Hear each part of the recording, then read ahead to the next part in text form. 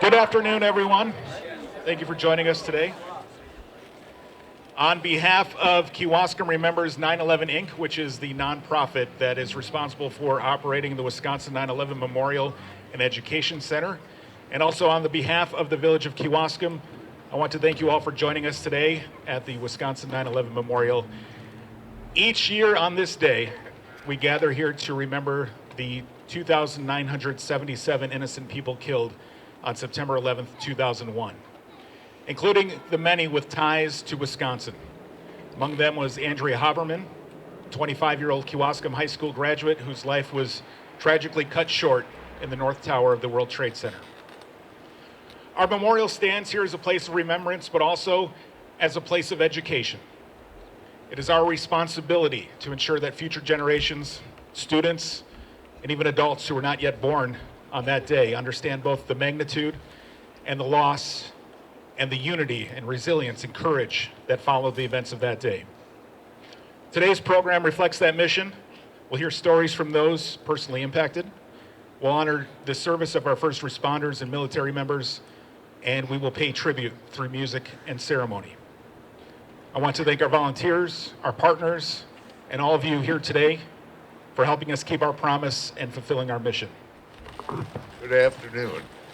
My name is Gordon Haberman. Thank you for attending our anniversary services commemorating that tragic day 24 years ago when our country was boldly attacked by Islamic extremists. By day's end of 9/11, 2001, 2,977 innocent people had been murdered as a result of those attacks. Over 6,000 were wounded. And the deaths continue to this day, caused by exposure to the toxic conditions present at what became known as Ground Zero. One of those murdered in the North Tower of the World Trade Center was our daughter and my sister, Andrea Lynn Haberman. Like so many others, Andrea was doing what Americans do on any given weekday. She was going to work. The airplane that drove into the North Tower hit the building on the 93rd floor, one floor above where she was. They were all alive on her floor after the plane hit, but trapped, and were desperately trying to find their way down. It would be. No one from our floor or higher in the North Tower survived. The attacks prompted the largest emergency responses in this country's history. Also, going to work that day was the New York City Fire Department. Without regard to their own lives, they rushed into those buildings to save people and guide them away from the carnage around them. Countless acts of heroism were performed by the firefighters. In face of great peril to themselves, they led thousands away to safety. Even as the towers were collapsing, firemen were climbing the stairs to reach the trapped victims. At the end of that terrible day, 343 members of New York's fire department had also been murdered. 2,606 people perished in New York. The destruction was so horrific and the carnage so complete that 24 years later, 40% of those murdered have yet to be identified. It is my pleasure to introduce you to Mr. Paul Conway. Paul, a third-generation firefighter, served with the Milwaukee Fire Department for over 30 years before retiring as Assistant Chief of Operations. Mr. Conway traveled to New York within days of the attacks to assist in the search and recovery operations, where he spent 2 months at Ground Zero, supporting the New York Fire Department in those efforts. The importance in all our communities of the police, fire, and EMT personnel cannot be overstated. We should all be grateful and comforted by the fact that when needed, they will come to our aid. Please welcome Assistant Chief Paul Conway, who will speak to us about the ongoing impact of 9/11/2001, the journey through grief, and how to lead with honor, courage, and commitment. Mr. Conway.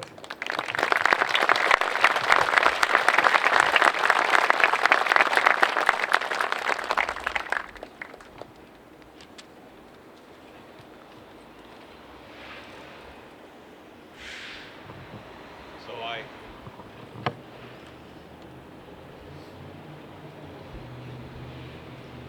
guess this is going to be harder than I thought. I wanted to thank you all for being here today, and I wanted to thank you most of all for giving me the opportunity. Normally I would spend this day with my friends they were working with, or I would spend this day in solitude with my bride. So what you're about to hear is my recollection of September 11th, 2001. It was a gorgeous, beautiful September morning. One of those fall mornings that you just live for. Beautiful sunny skies, warm, very, very lovely. It was just an amazing day in Wisconsin as it was in New York. I remember getting up that morning, I was off duty. My oldest son was already at school. My two little ones were with their mom having breakfast. I decided I better jump into the shower so I could get my day started. I planned on going to my business, Conway Shield, that day. So I jumped into the shower. My wife came in. She said, "You have to see this." And I said, "See what?" I'm in the middle of the shower. She said, "A plane just hit the World Trade Center. They thought it was a small plane." And I thought, oh, boys are going to work, because that's what we do. So I started watching and didn't stop. As I watched the second plane strike the South Tower, I knew that this was not an accident, nor were they small planes. I sat there glued to the TV, like all of us in this country at that time. I wondered, what does this mean? What will this do to our country? The country we love is now under attack. We are at war. What will this do to us? And then in greater horror, as greater horror filled the screen as I watched the towers collapse. First the south, and then the north. I watched these buildings crash to the ground as you all did. And at that moment, I looked at my wife and I said, many of the brothers just died. Many of my friends just lost their lives. I knew that my friend Tim Brown, an FDNY firefighter assigned to the Office of Emergency Management, who was headquartered out of 7 World Trade Center, would be there. I just prayed that he was among the living. So the day went on. Unknown certainty, I couldn't call him. There were no answers, just speculation. About 6 p.m., I received a phone call from his brother, Chris Brown, a Providence firefighter, who said, "Timmy is alive." He left me a short message. "I am alive. Everyone else is dead." He called back later and confirmed that message, that the information was in fact true, and that most of the people I knew had lost their lives and were murdered that day. I got a call from Tim the next morning, and he said, "We are swamped. I need your help.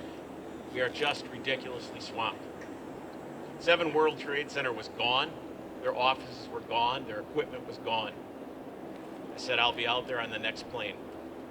I was part of the City of Milwaukee Fire Department I was part of their rescue operations team, so I had background in doing things like this, certainly not to that magnitude. So I arrived there late Thursday afternoon, was on the pile by that evening. I remember flying into New York City, and if you've ever flown into LaGuardia Airport, you know you go right up the East River. And I always look forward to flying into New York because I could see the World Trade Centers shining brightly. And I'd always know we were close to landing. All I saw this time was a column of smoke pouring up from what once was. The aerial view from the plane was unbelievable. And when I arrived there early that evening, it was truly hell on earth. The lights lit up a gloomy, horrible sight of twisted metal, dust, smoldering fires, debris 6-7 stories high, or higher.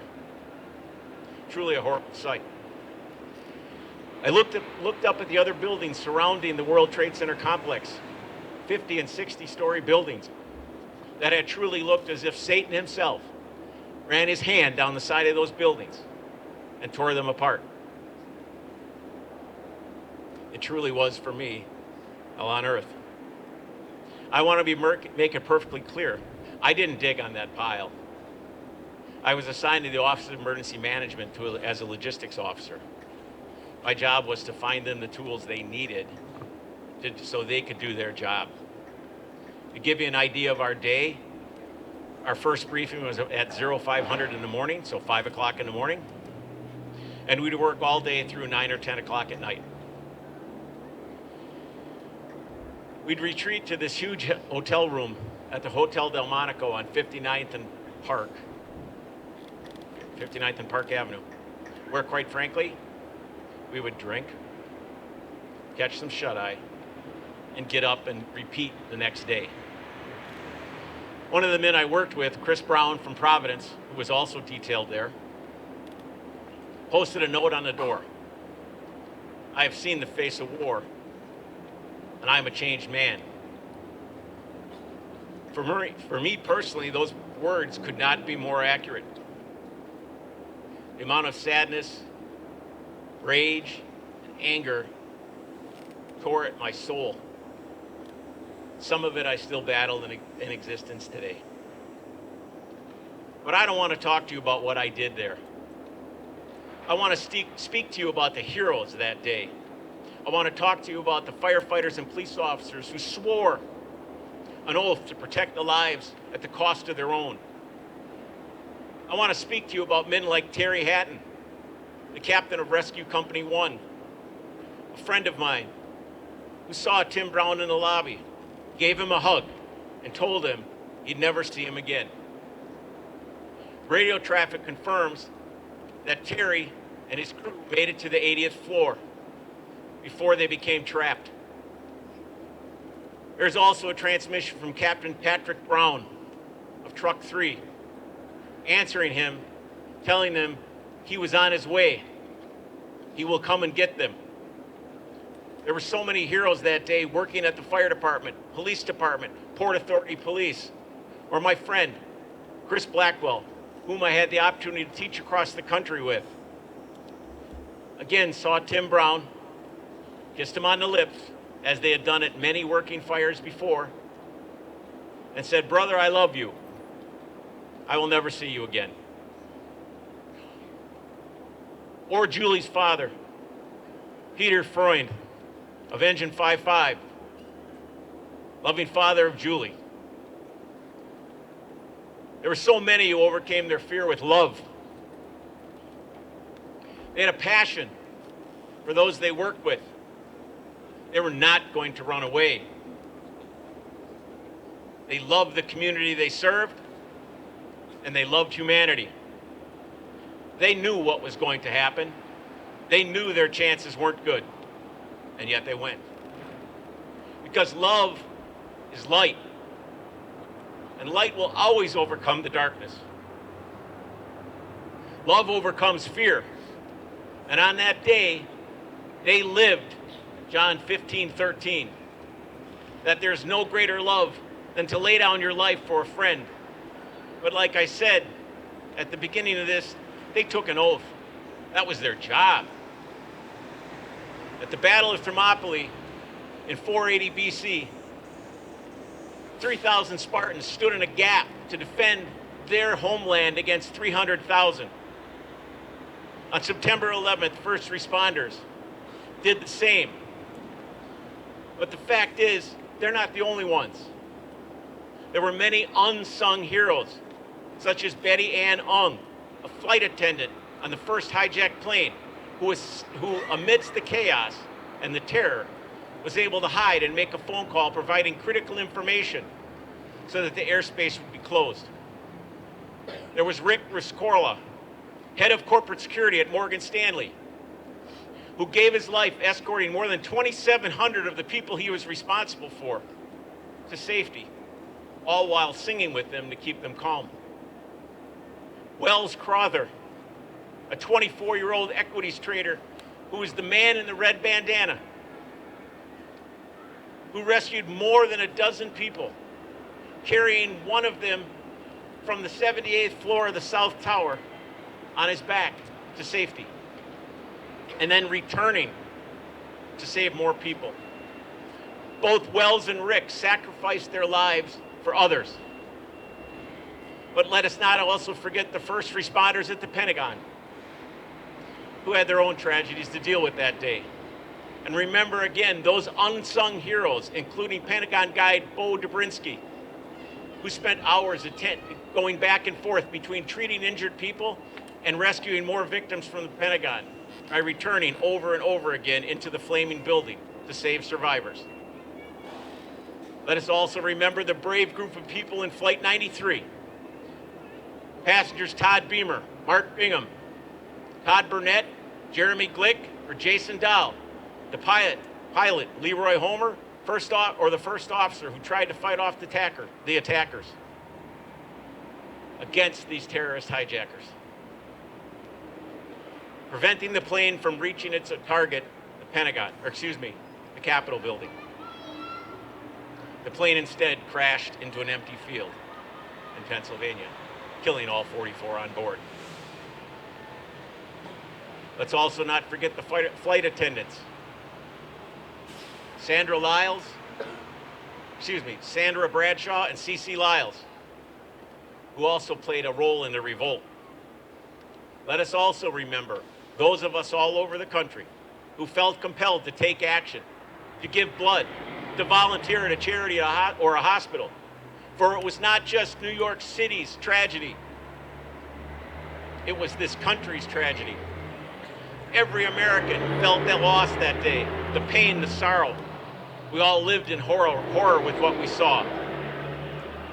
Let us remember the 2,753 fatalities at the World Trade Center, the 184 at the Pentagon, and the 40 at Shakespeare. Let us remember not only that the heroes who were sworn to protect us, but also those who, although not sworn, protected us. Like the Spartans, they stood in the gap to try and make a difference, even as they wrote checks up to and including their own lives.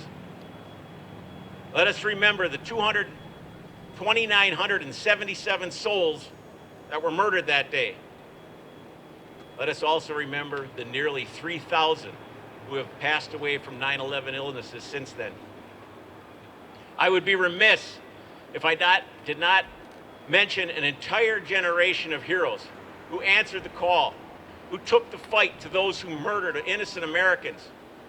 Men like Army Corporal Jason Lemke of West Dallas, who signed up, left his 2 daughters behind. Corporal Jason died January 5th, 2008 in Ibrahim al-Adham, Iraq, of wounds sustained from an IED during Operation Iraqi Freedom. Women like Wisconsin Army National Guard Spec Michelle Whitmer of New Berlin, who was killed by small arms fire in an IED in Baghdad during Operation Iraqi Freedom. And then Army First Lieutenant David A. Johnson of Horicon, who died January 25th, 2012, of injuries caused by an IED in the Kandahar province of Afghanistan during Operation Enduring Freedom. Corporals Richard Nelson and Dean Opick, United States Marine Corps, killed April 14th, 2008 by a roadside IED in the Anbar province of Iraq, Operation Iraqi Freedom. And thousands more like them fighting the global war on terror. Many who did survive returned with the injuries of war, a testament to their sacrifice and bravery. Those that are missing limbs or scars that we cannot see. Traumatic brain injuries, post-traumatic stress, debilitating things. They are all heroes. I would also like to thank my family. My ex-wife, Amy, who did everything she could to deal with me and what I was going through. My children, James, Jesse, and Sarah, whose love was always there. It was a beacon of light at times in a sea of darkness. And to my bride, Pam, who makes every day a blessing from God. She is truly an angel. They, like all first responder families, are heroes. You see, they did not raise their right hand. And they are as affected by the loss and the suffering of this job. However, as I said, light will always take away the darkness. Out of this tragedy, many good things were sprouted. Organizations such as Tunnel to Towers, a foundation which provides homes for families of fallen and injured military servicemen and first responders. They've also set out now to end veteran homelessness. Critical equipment was provided to municipalities like the city of Milwaukee to prepare us and to set up specialized teams to handle the new threat space. Let us walk away from here today making this commitment that we will never forget. We will live our lives in their honor. We will live the life they never had a chance to live and do the best every day. Let us follow the examples of people like Joe Angelini III, who became an FDNY firefighter after losing his father and his grandfather on that day. Brendan Stackpole, who also became a firefighter on FDNY after losing his father on that day.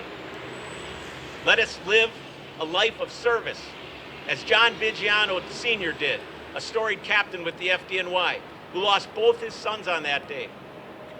John would frequently visit Walter Reed Hospital and thank wounded servicemen for what they did. He later also died of 9/11 illness. And if ever we are put in a position to stand in that gap, to make a difference, we will be like them and be bold, remembering what they did on that day and striving to live up to their example. I believe that's what they would expect of us. I thank you all for letting me speak here today. God bless all of you. God bless the families of those lost. And God bless America. Thank you very much.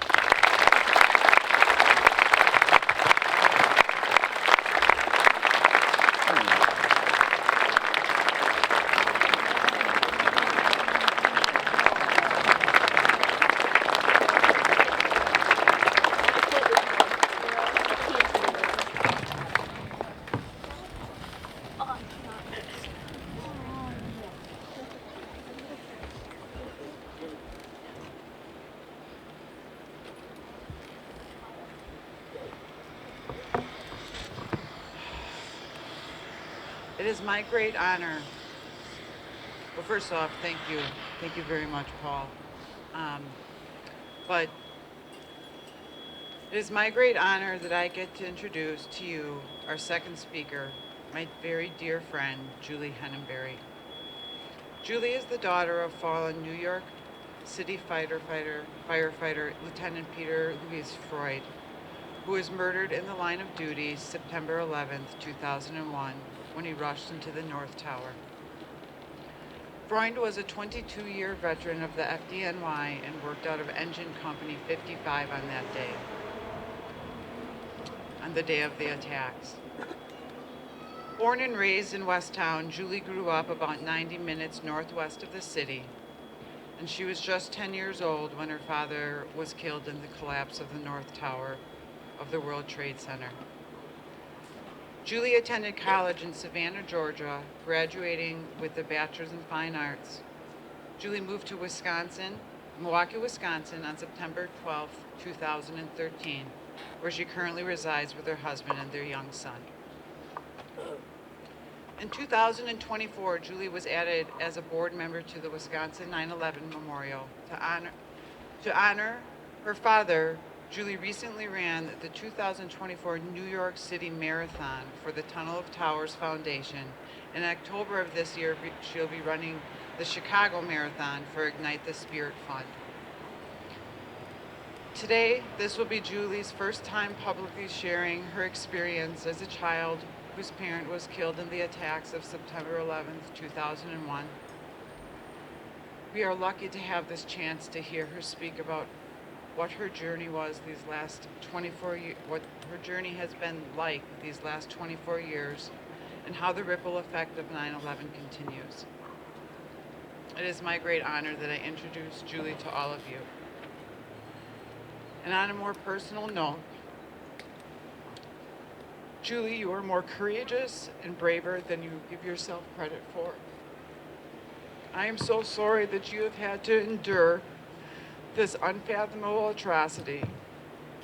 However, your life and light emanates the goodness of your dad, and he is so proud of you and the young woman you have become. Let's welcome Julie.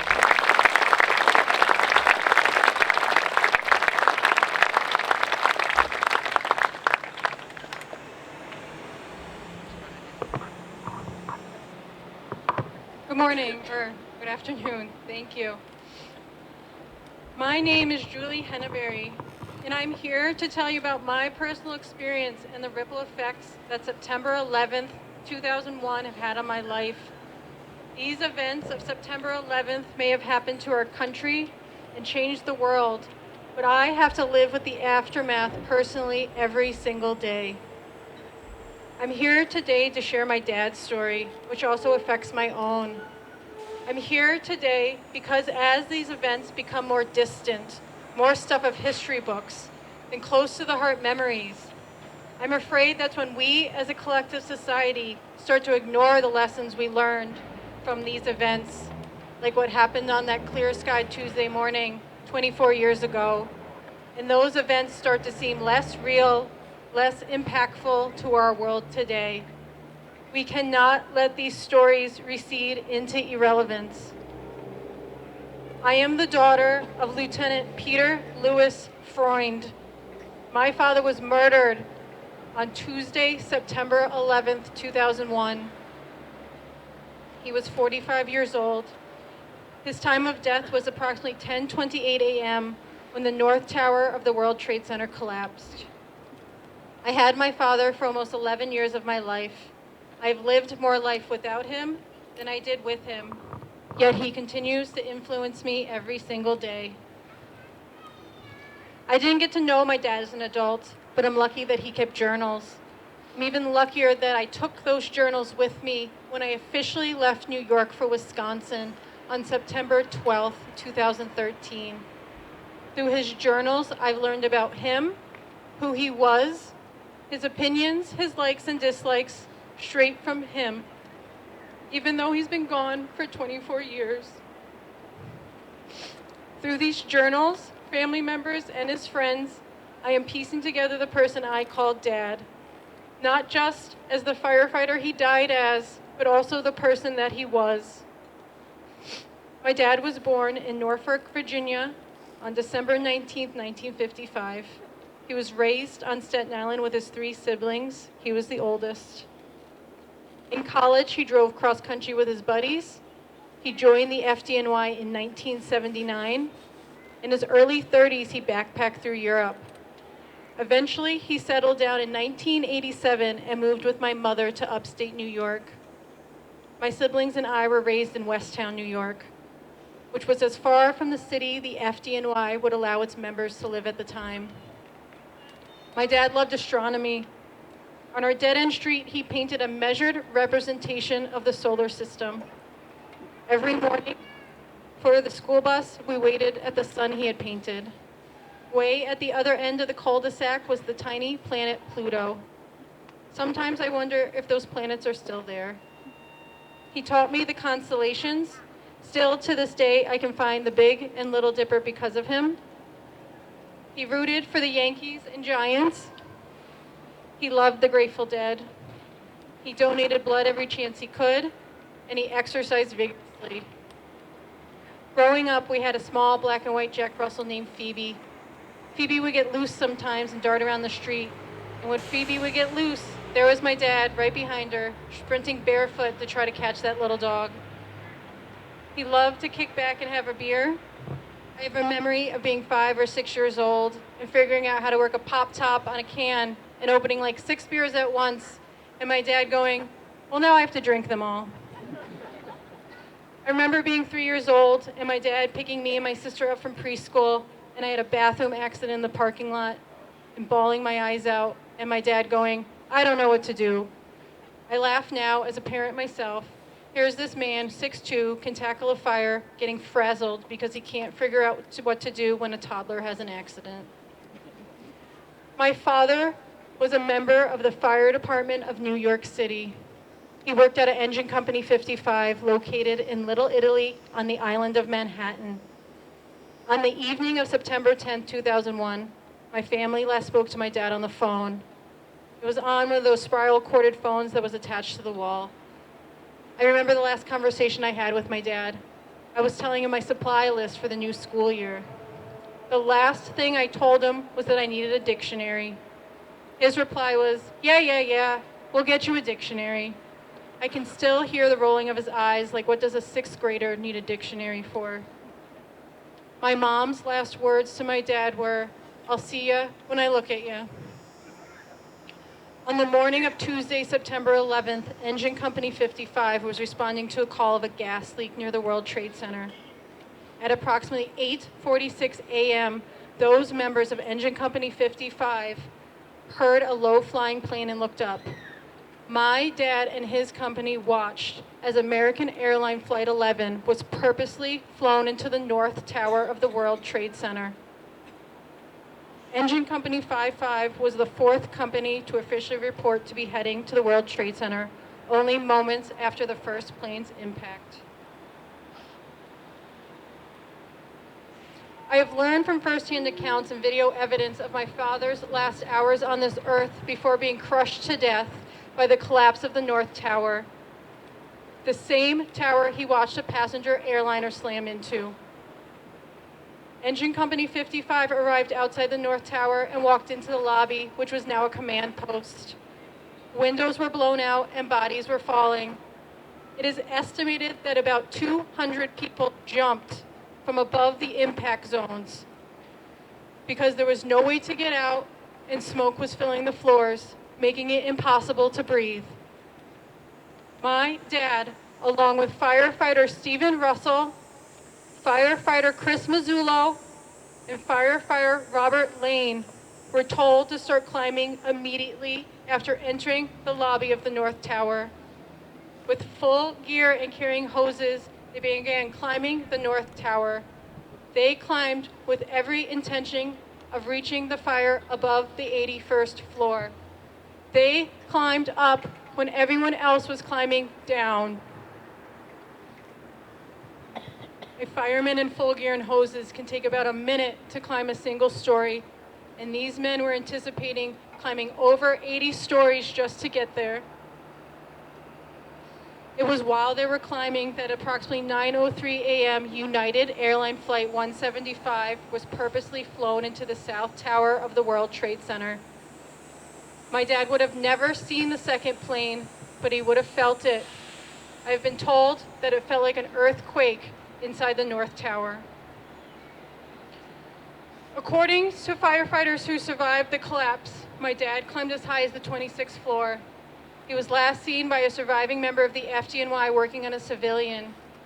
I have been told that Engine 55 most likely stopped climbing to help someone who was having a medical emergency. An injury or heart attack, we may never know exactly. After the collapse of the South Tower at 9:59 a.m., and after the Mayday for the North Tower was called, my dad was told by a fellow firefighter, "Pete, we gotta go." And he responded, "We will leave when we're done here." He unselfishly put people over procedure.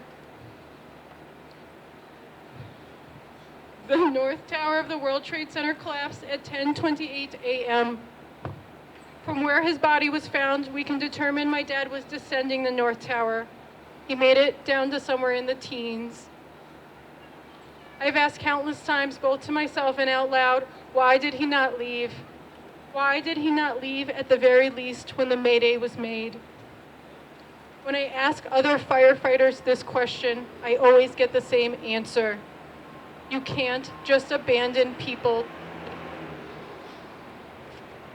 I have been told that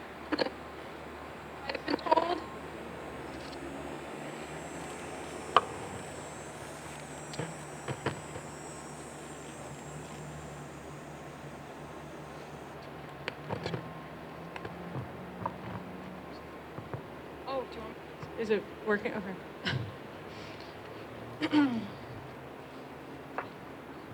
I've been told that in the moments before death, when you know it's the end, you're overwhelmed with a sense of calm. I have been told that my father probably thought of his family as the North Tower began to collapse around him. His ultimate cause of death was determined to be blunt force trauma to the head. It fills me with both frustration and pride that my dad stayed behind to help a stranger in need. He gave his life for people he did not know. I was 10 years old on September 11, 2001, just a week shy of my 11th birthday. I understood my dad was a firefighter, but I never imagined what it really meant. I sat in my 6th grade art class as my teacher turned on the TV. I watched the buildings on fire, but I did not understand the gravity of what was happening. I had no panic. I had no fear. What was happening on the TV felt far away. I still had that childhood illusion that bad things happened to other people. It wasn't until a few hours later when my mother picked us up from school that I realized something was very wrong. I saw the look on my mother's face and knew something had happened to my dad. Amongst the throngs of other people picking up their kids from Menacing Valley Middle School, I saw my mother at the top of the stairs and asked, "Is he hurt?" In June 2001, there was a fire that took multiple lives of members of the FDNY. It's often referred to as the Father's Day fire. I remember shortly after that fire, my dad said to my siblings and I that his job is very dangerous and sometimes daddies don't come home. I remember asking him, "But you're always gonna come home, right?" And he responded, "I'll do my best." But I don't think my dad did his best to come home on September 11, 2001. I think he did his best to try to save other people instead. As strange as it may sound, my family was one of the lucky ones. We got my dad back, albeit in pieces. Most of my father was found in late October 2001. I remember being in our living room and some men came to the house. One of the firefighters assigned to help my family had his little boy with him. I remember the little boy looking up and asking his dad, "Did they find Mr. Freund?" They did find Mr. Freund. When the body of a fireman was found at Ground Zero, all operations stopped. The company, which the fireman belonged to, was notified to come down to the pile to come get their guy. Covering the body in an American flag, all rescue and recovery workers would salute as the remains left Ground Zero. My father's funeral was held on October 30th, 2001. The funeral itself was a blur. I was so young, I remember crying heavily. I have since tracked down and read the newspaper article that covered my father's funeral. Quote, "The American flag, hoisted 25 feet high by 2 ladder trucks, formed an arch over the hill on Mount Hope Road. The shiny red Mack bumper carried Freund's coffin under the flag as the honor guard of New York City firefighters, police officers, and others snapped to attention. The sounds of amazing grace from the bagpipes mixed with the bitter wails of a young woman crying." It would be later in 2005, I remember hearing my mother screaming on the phone with what I now know is with the medical examiner, shouting, And what am I supposed to do with an arm? I remember slowly closing my bedroom door. I learned in 2023 that my dad has come back in 5 pieces to date. The latest find of him was identified in 2010. The medical examiner has told me that it's mostly whole body. It took me nearly 20 years after the events of September 11, 2001 to start to piece together what happened to my father and have the courage to seek answers to my questions. It was after having my little boy that I wanted to be able to tell him about his grandpa and how brave he was. I wanted to find out for me, for my son, and also for my dad. So his story isn't lost to the history books. Because if we don't know what happened, if his story is never shared, it'll be lost to future generations. So here I am to own this, and I'm not gonna let it own me. Over the years, I've realized as you age, your memory offers new perspectives. When I was young, I was so angry that my dad left us. As an adult, I still hold that anger, but there's also a feeling of pride. My dad lost his life that day, but he showed us what was in his soul by staying in that building.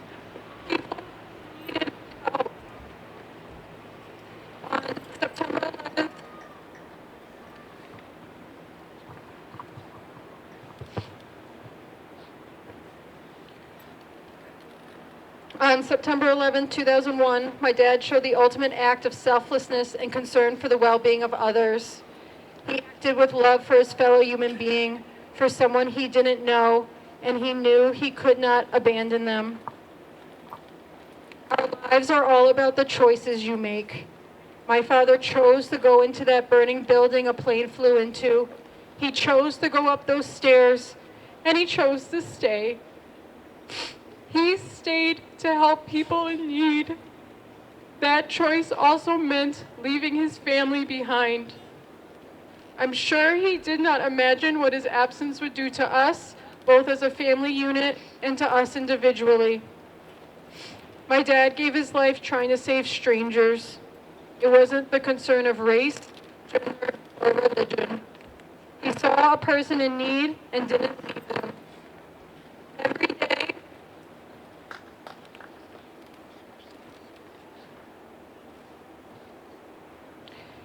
Every day I try to honor my father's memory and remind myself whose daughter would I be if I didn't try to help others too.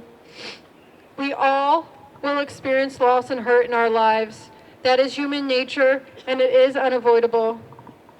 Personal tragedies like 9/11 was to me can destroy someone. Or over time, you can learn from and build upon it. I have learned that there is no expiration on grief. It has been 24 years since September 11, 2001, and I can still feel that hurt inside that little 10-year-old girl wondering what's going on. This is not something to get over. It's not something to forget just because time passes. It is something you learn how to live with. It becomes a part of your story as a whole. I have found myself searching for answers to questions like, at what point are you supposed to stop reacting to this trauma? At what point are you supposed to stop thinking about this trauma? I've learned that it's normal to have it there. The challenge is to not stop thinking about it. It's to find a way to live life with it and not let it live your life for you. Grief and sadness are not fun parts of being human, but they are important parts. We will all experience loss and sadness in our lives, but instead of running from it, it's better to feel it, talk about it, and walk through it than spend a lifetime being silently poisoned by it. Having the courage to face something as hard as grief does not mean fearing it or not feeling sad from it. Courage to face grief means recognizing it and resisting its urge to be a dark shadow over the rest of your life. From the moment of the loss to years later, it will still be felt fresh as the first day. and it may seem difficult at first and contradictory to the saying, time will not heal this wound, but it does make it easier. But only if you embrace a life to be lived with it. I have seen family members become shells of who they should have been under the weight of their untouched grief and sadness, and our lost loved ones wouldn't have wanted that for us. So I keep engaging with the struggle. I keep moving forward with this grief as a permanent state of being. But instead of seeing it as an enemy, I embrace it as a friend, because grief is a sign that they were loved. Perhaps a way to cope with grief is allowing yourself the permission to welcome this unplanned future wholeheartedly, despite the sadness that follows you due to a tragedy. It's about giving yourself the permission to participate in, to cherish, and take chances in life. Give yourself the permission to appreciate joy again, and think of your missed loved ones and appreciate the joy that those people brought into your life, and try to pass it along to others. As we remember those lost on September 11th today, the 24th anniversary, I hope you all take away from my story that these were real lives lost, real families affected. Even if the event happened what feels like far away and what may seem like a long time ago, for families like us, it feels like it's only been moments. Remember those heroes of 9/11 and try to set a good example of what America really means to generations to come. My dad climbed almost 30 flights of stairs in full fireman's gear for others, and he stayed to help others in need, even if it meant leaving his family behind. The least we can do is try to be kind to one another. Remember, you can't just abandon people in need. Thank you.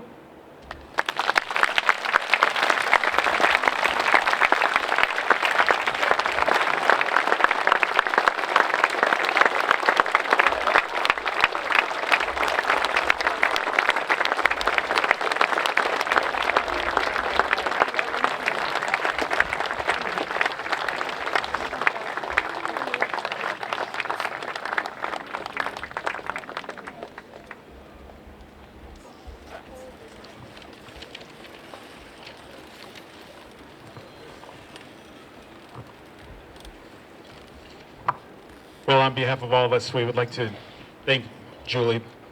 Thank you for sharing your story, your strength, your family's sacrifice. It's with all of us. And it's voices like Julie's that remind us why we are here today, to remember, to honor, and to make sure that the lessons of September 11th are never lost to time.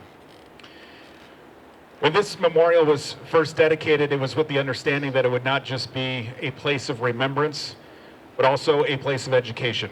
We have many schools here today, and we're greatly appreciative of that. Over the years, we've welcomed thousands of students, veterans, first responders, and families from across Wisconsin, and each visit is a chance for us to teach these stories, to reflect, and to inspire. And today, I'm very honored to share the next chapter in that mission. Here at the site of the Kewaskum Annex building, we are pleased to announce that we will be building the Wisconsin 9/11 Memorial Museum and Education Center.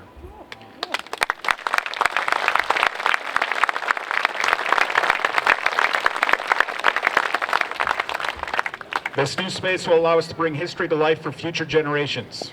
We'll house exhibits that tell the stories of the victims, highlight their heroism, of the first responders, and shine a light on many Wisconsinites whose lives were forever changed that day. We'll serve as a community gathering space where students can learn year-round, neighbors can connect, and all of us can reflect. We've partnered with American Architectural Group and American Construction Services, and we're proud to share that the Village of Kewaskum has already approved the concept. The design for the new museum and education center is modest in size, but very thoughtful in purpose. It includes an exhibit space where artifacts and stories will be carefully displayed, a flexible community space with room for students and events, an inviting entrance that connects seamlessly to the memorial that you see here today, and many other amenities that we will share with you in the coming weeks and months as we begin the fundraising efforts for this building. Every detail was shaped with reflection, education, symbolism, and accessibility in mind. You see one rendering here today. And after today's program, we invite you to, inside the annex, to take a look at the renderings, the other renderings that are on display. They'll give you the first glimpse of the new chapter, both for what it will look like on the outside and from the inside. And for those of you who would like to learn more or share it with others, we will soon have the full set of renderings and details available on our website. This will be a living resource to keep you updated as the project moves along. It is a huge milestone for our organization, but it's also a promise to you, to every family member, every survivor, every service member, every student, that Wisconsin will always remember. We thank you, all of you here today, and all of those who have helped us along the way, for standing with us on this journey. Now we carry these stories in our hearts, and now we will turn to music to continue our tribute. Please welcome the Greater Milwaukee Fire and Police Pipes and Drums as they play Amazing Grace and Going Home.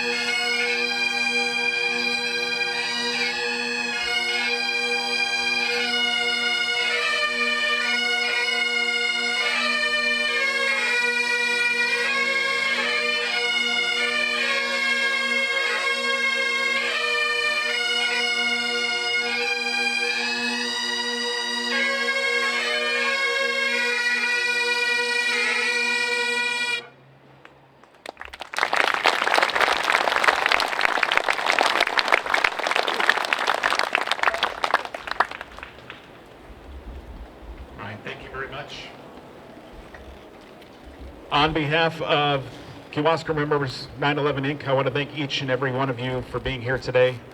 Your presence honors the memory of those who were killed and the strengths and our promise to never forget.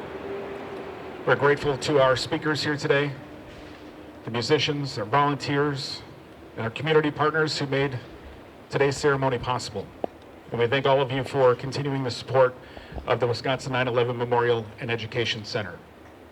So with great pride that I also announce that October 15th, 16th, and 17th at Moraine Park Technical College, just down the road in West Bend, there will be a traveling exhibit called the Tunnel to Towers Mobile Exhibit. It is awe-inspiring, and I invite you to join us on those dates. More information will be made available on social media and on our website. And may we leave here today carrying forward the lessons of September 11th. Resilience, community, unity, and our commitment to remember. Thank you.